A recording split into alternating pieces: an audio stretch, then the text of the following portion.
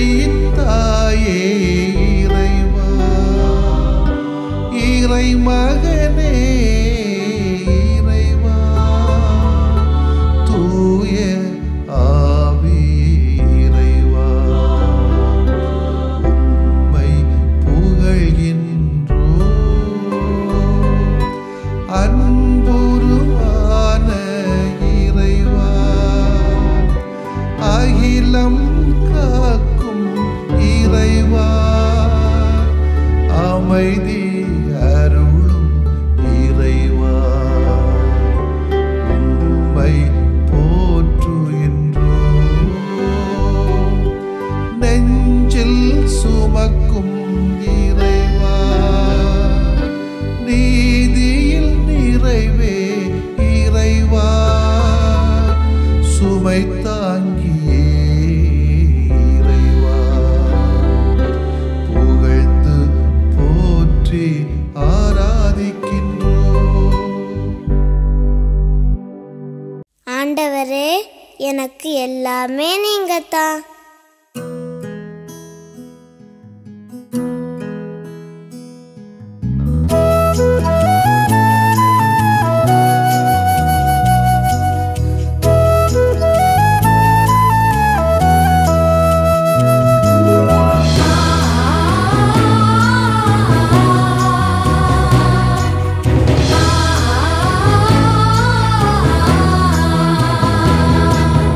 ஆண்டவரே,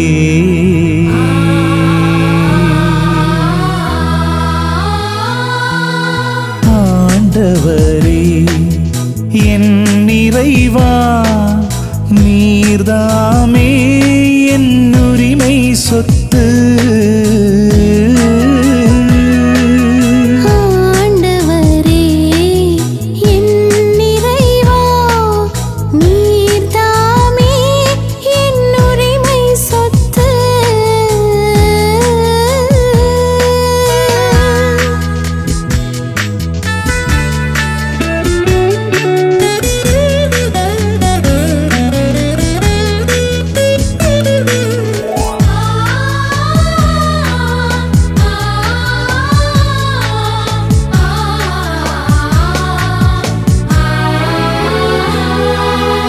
ஆண்டவரே, என்னை காத்தருளும், உம்மிடம் அடைக்கலம் நான் புகுந்தேன்.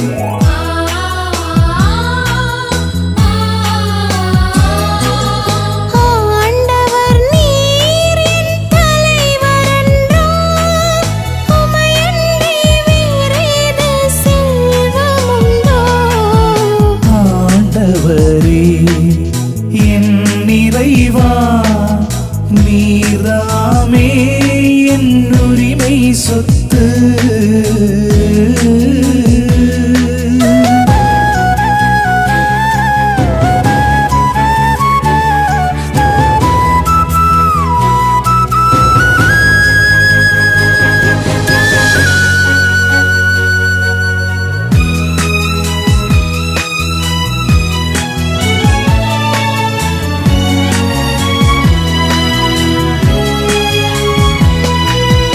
ஆண்டவர் நீரே என்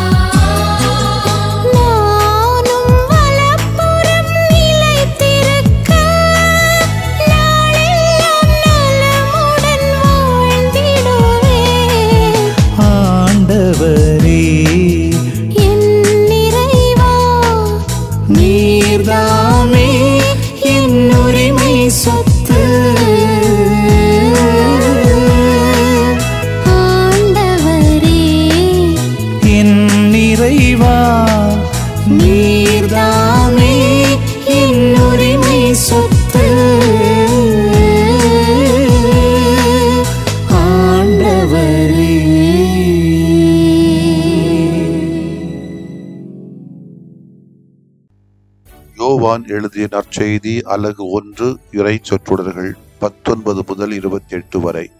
அக்காலத்தில் எருசலேமில் உள்ள யூதர்கள் குருக்களையும் லேவியர்களையும் யோவானிடம் அனுப்பி, நீர் யார் என்று கேட்டபோது அவர், நான் மெசியா அல்ல என்று அறிவித்தார். இதை அவர் வெளிப்படையாக கூறி மறுக்காமல் ஒப்புக்கொண்டார். அப்போது, அப்படியானால் நீர் யார்? நீர் எலியாவா என்று அவர்கள் கேட்க அவர், நான் அல்ல என்றார். நீர்தாம் வரவேண்டிய இறைவாக்கினரா என்று கேட்டபோதும் அவர் இல்லை என்று மறுமொழி கூறினார். அவர்கள் அவரிடம், நீர் யார்? எங்களை அனுப்பியவர்களிடம் நாங்கள் மறுமொழி சொல்லியாக வேண்டும். எனவே உம்மை பற்றி என்ன சொல்கிறீர் என்று கேட்டார்கள். அதற்கு அவர், ஆண்டவருக்காக வழியை செம்மையாக்குங்கள் என பாலை நிலத்தில் குரல் ஒன்று கேட்கிறது என்று இறைவாக்கினர் எசாயா உரைத்தது என்னை பற்றியே என்றார். பரிசேயரால் அனுப்பப்பட்ட அவர்கள் அவரிடம், நீர் மெசியாவோ எலியாவோ வரவேண்டிய இறைவாக்கினரோ அல்ல என்றால் ஏன் திருமுழுக்கு கொடுக்கிறீர் என்று கேட்டார்கள். யோவான் அவர்களிடம், நான் தண்ணீரால் திருமுழுக்கு கொடுக்கிறேன். நீங்கள் அறியாத ஒருவர் உங்களிடையே நிற்கிறார். அவர் எனக்கு பின் வருபவர்.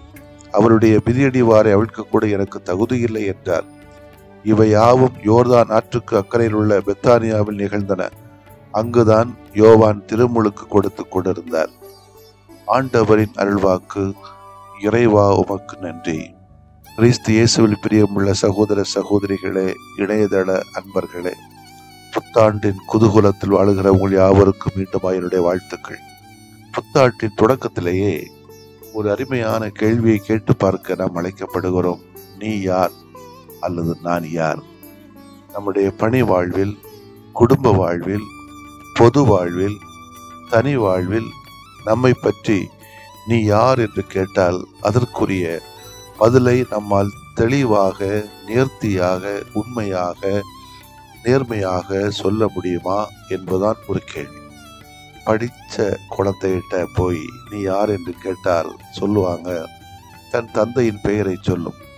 ஒரு சமுதாய தலைவரிடத்துல நீங்கள் யார் என்று கேட்டால் சொல்லுவாங்க, தாங்கள் சார்ந்துள்ள கட்சி பெயர் மற்றும் அதில் தங்களுக்கு கொடுக்கப்பட்டுள்ள வட்டச் செயலாளர், சதுரச் செயலாளர் என்று பதவியை கூட கூறுவார்கள். ஒரு சமய அல்லது மத தலைவரிடம் போய் நீர் யார் என்று கேட்டால் தான் சார்ந்துள்ள மதம் நம்புகிற கடவுளின் ஊழியன் என்று கூறுவார்கள். பிஷப்பு அல்லது சாமியார், பிரதரு, அருள் சகோதரி என்றெல்லாம் கூறுவார்கள். இவையெல்லாம் தாங்கள் பெற்றுள்ள பணி வாழ்வின் அடையாளமாக நமக்கு வழங்கப்பட்டவை. ஆனால் உண்மையிலேயே ஒருவன் யார் என்றால் யாராலும் பல் தர முடியாது. அத்தகைய ஒரு நிலைமைதான் என்று திருமுழுக்கு யோவானுக்கு ஏற்படுகிறது. திருமுழுக்கு யோவான் செய்து வந்த அடையாளத்தை வைத்து அவர்கள் பல விமர்சனங்களை எழுப்புகிறார்கள். ஆனால் உண்மையிலேயே திருமுழுக்கு யோவான் யார் என்பதனை அவர் அறிந்திருந்தார். அதனால்தான் அவ்வளவு விமர்சனங்கள் எழுந்த போதிலும் மனம் தளராமல் இருந்தார். ஒரு சினிமா பாடல் வரும், உன்னை அறிந்தால் நீ உன்னை அறிந்தால் மட்டும்தான் நீ உலகத்தில் போராட முடியும் என்கிற வரிகள். இதற்கு சான்றாக அமைகிறது, நீ உன்னை அறிந்திருக்கிறாயா அல்லது நான் என்னை அறிந்திருக்கிறேனா என்று கேட்டு பார்க்க வேண்டிய கேள்வி. திருமுழுக்கு யோவானுடைய அந்த தன் உணர்வு இருக்கிறது, செல்ஃப் அவேர்னஸ், தன் வெளிப்பாடு, செல்ஃப் டிஸ்க்ளோஷர், இந்த இரண்டையும் இந்த வாசகம் எடுத்து வருகிறது. தான் மெசியா இல்லை, அதே வேளையிலே மெசியாவின் முன்னோடி என்ற தன் உணர்வை யோவான் கொண்டிருந்தார். எனவே அவர் தாழ்ச்சி உள்ளவராக, பெரிய எதிர்பார்ப்புகளற்றவராக, எளிமையாக தனக்கு தேவையானவங்களை, ஜாதியங்களை, மதங்களை, குடும்பஸ்தர்களை வச்சிருந்து ஆட்டி படைச்சிட்டு போலாம் என்று அவர் நினைக்கவில்லை. இயேசுவோட முன்னோடியாக அவர் என்ன வேலை செய்யணுமோ அதுக்காக நான் தயார் பண்ண ஒரு தயாரிப்பாளர் தான் என்ற முறையில் தன்னுடைய பணியை மகிழ்வோடு செய்தார். தான் மெசியா அல்ல, அவரது முன்னோடி என்பதை பிறரிடம் வெளிப்படையாக ஒப்புக்கொள்ளவும் அறிக்கையிடவும் அவரால் முடிந்தது. மானிடரில் பெரும்பாலானோர் தமது உண்மையான தான்மையை மறைத்து தாம் இல்லாத வேறொரு ஆளாக முகமூடி அணிந்து கொண்டு வாழ்கின்ற சூழலையும் இருக்கிறது என்பதை உளவியலாளர்கள் சொல்கிறார்கள். பிறகு பாராட்டை அல்லது அங்கீகாரத்தை பெறுவதற்காக துடிப்போர் பலர் உண்டு. இத்தகைய முகமூடிகளை அணிந்து கொண்டு பொது வாழ்விலும், சமய வாழ்விலும், சமூக வாழ்விலும் குடும்ப வாழ்க்கையிலும் பணி வாழ்விலும் நாடகம் ஆடுகின்றார்கள் என்பது உண்மை. யோவானுக்கு அந்த தேவை இருக்கவில்லை. ஒரு முன்னோடியாக மிதியடுவாரை அழிப்பவராக இருப்பதில் அவர் நிறைவு கொண்டார், இறை அருளில் மகிழ்ந்தார். கிறிஸ்தவன் என்ற முறையிலே நாம் கேட்டு பார்ப்போம், நான் யார்? பிறரின் நல்லெண்ணத்தை பெறுவதற்காக பொய்யான வேடங்களை புனைந்து முகமூடிகளை அணிந்து வாழ்கிறோமா? அல்லது நமது நிறைகுறைகளை ஏற்றுக்கொண்டு இயல்பாக வளர்கிறோமா? பிறரை கொஞ்சம் யதார்த்த நிலையிலே பெருமையாக பேசுவோம், பாராட்டுவோம், நல்லது கண்டால். ஏன் பொறாமை நமக்கு? அனைத்திலும் பிறருக்கு முதலிடம் கொடுக்க நாம் முயற்சி எடுப்போம், பிறரை உயர்வாக மதிப்போம், பிறரை பற்றி நற்குணங்களை எடுத்துச் சொல்லுவோம். இவ்வாறு செயல்படும் போது நாம் ஒவ்வொருவரும் ஒரு திருமுழுக்கு யோவானை போல இயேசுவின் முன்னோடியாக ஒரு பாலைவன குரலாக மாறலாம். ஆமென். மன்றாடுவோமாக. அன்பு தந்தை இறைவா, உம்மை போற்றுகிறோம். நாங்கள் ஒவ்வொருவரும் எங்களை பற்றி நன்கு அறிந்து இயல்பாக உண்மையாக நேர்மையாக வாழுகிற அருளை தாரும். அதே வேளையிலே நம்முடைய திருமகனுடைய முன்னோடியாக நாங்கள் வளர வாழ உண்மையான நேர்மையான முறையிலே எங்களை யார் என்று சிந்திக்க தூண்டுகின்ற வகையில் எங்களிலே சூழல்களை உருவாக்கும் ஆண்டவரே. ஆமென்.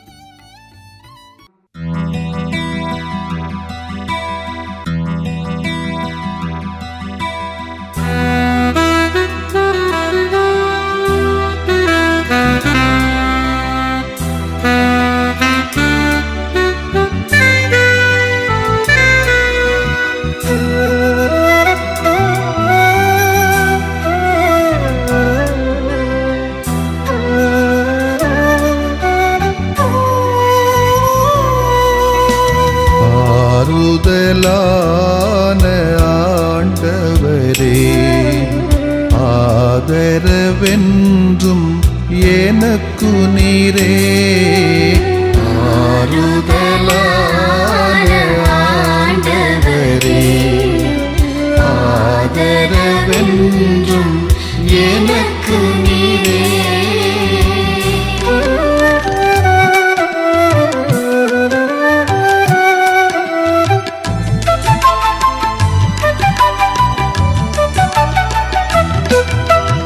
என் கவலை என் கண்ணீர் என்னை வருத்தும் வேதனைகள். என் கவலை என் கண்ணீர் என்னை வருத்தும் வேதனைகள். என் பயங்கள் நெருக்கடிகள் எல்லாம் ஏற்றனை தேற்றுமையா. என் பயங்கள் நெருக்கடிகள் எல்லாம் ஏற்றனை தேற்றுமையா.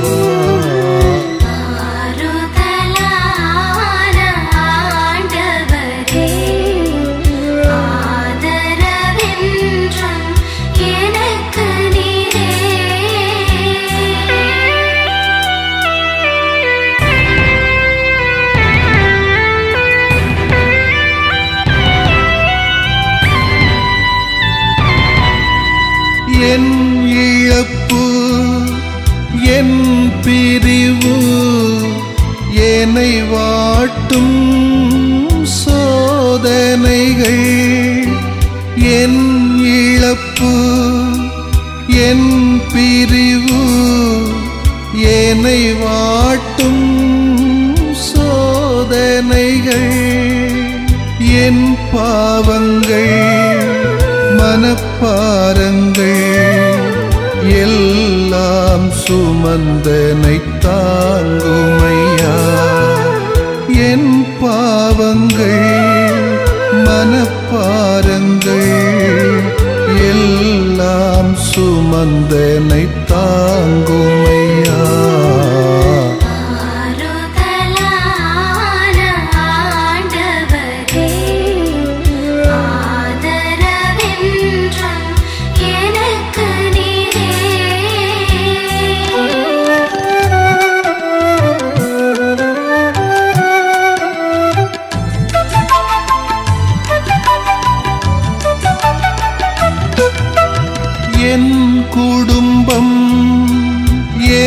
பணிகள் என்னை அழுத்தும் பல சுமைகள் என் குடும்பம் என் பணிகள் என்னை அழுத்தும் பல சுமைகள் என் நோய்கள் கடன் துயர்கள் எல்லாம் பார்த்தென்னை நடத்துமையா என் நோய்கள் கடன் துயர்கள் எல்லாம் பார்த்தென்னை நடத்துமையா ஆறுதலான ஆண்டவரே ஆதரவென்றும் எனக்கு நீரே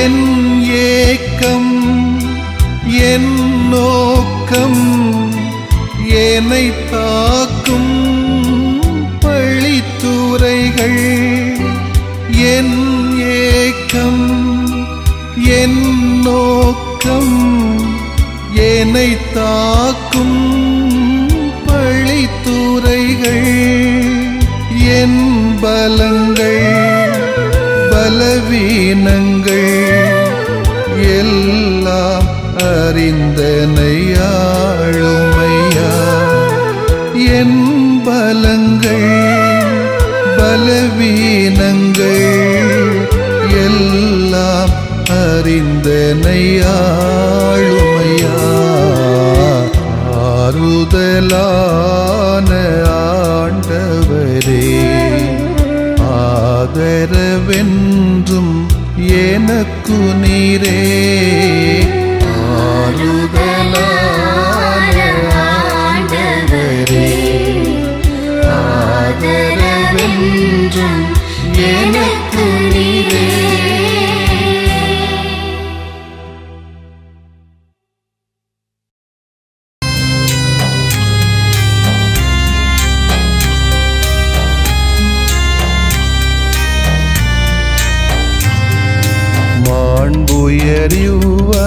அருளடையாளத்தை தாழ்ந்து பணிந்து ஆராதிப்போ பழைய நியம முறைகள் அனைத்தும் இனி மறைந்து முடிவு பெறுக புதிய நியம முறைகள் வருக புலன்களாலே மனிதன் இதனை அறிய இயலா குறைகள் நீக்க நம்பிக்கையின் உதவி பெறுக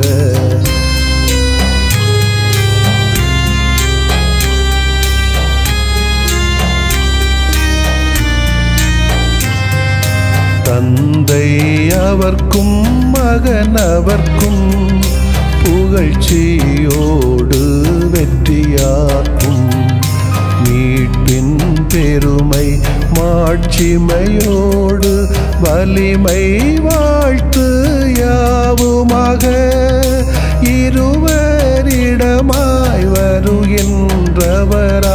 தூய ஆவியானவர்க்கும்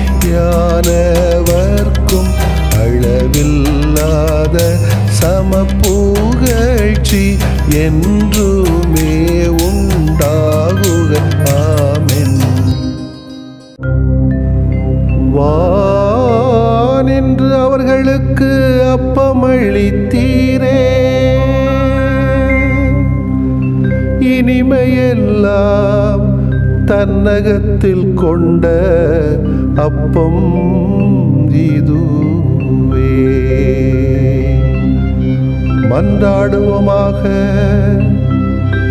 இறைவா, இந்த வியப்புக்குரிய அருளடையாளத்திலே உம்முடைய பாடுகளின் நினைவை எங்களுக்கு விட்டு சென்றீ. உம் திருவுடல் திருரத்தமாகியவற்றின் தூய மறைவருளை வணங்கும் நாங்கள் உமது மீட்பின் பயனை இடைவிடாமல் துய்த்து உணர்ந்து மகிழ அருள்வீராக. தந்தையாகிய இறைவனோடும் தூய ஆவியாரின் ஒன்றிப்பில் இறைவனா என்றென்றும் வாழ்ந்து ஆட்சி செய்கின்ற உம்மை மன்றாடுகிறோம்.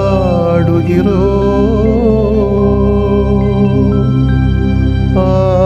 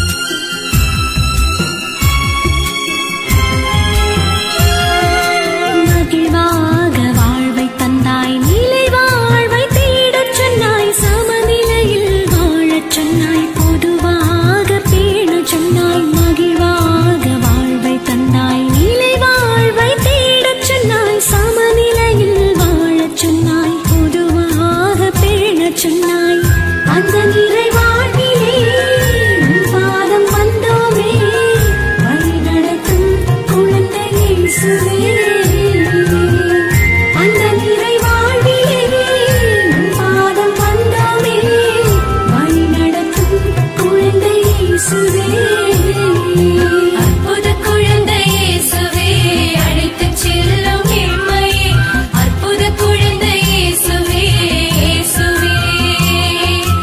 அற்புத குழந்தை இயேசுவே அழைத்துச் செல்லும் எம்மையே. அற்புத குழந்தை இயேசுவே இயேசுவே. குழந்தை மனதும் கொடுத்து மகிழும் இதயம் தாருமே. குறைகளில்லா கரைகள் போக்கும் குணம் தாருமே. குழந்தை மனதும் கொடுத்து மகிழும் இதயம் தாருமே. குறைகளில்லா கரைகள் போக்கும் குணம் தாருமே.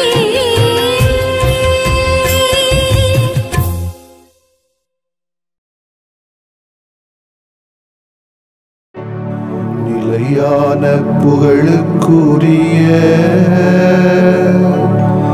தூய இறை நன்மைக்கு எல்லா காலமும் தொழுகையும் புகழும் போற்றியும் ஆட்சிமையும் உண்டாக கடவது. போற்றியும் ஆட்சிமையும் உண்டாக கடவது. தந்தை, மகன், தூய ஆவியாரின் பெயராலே ஆமென்.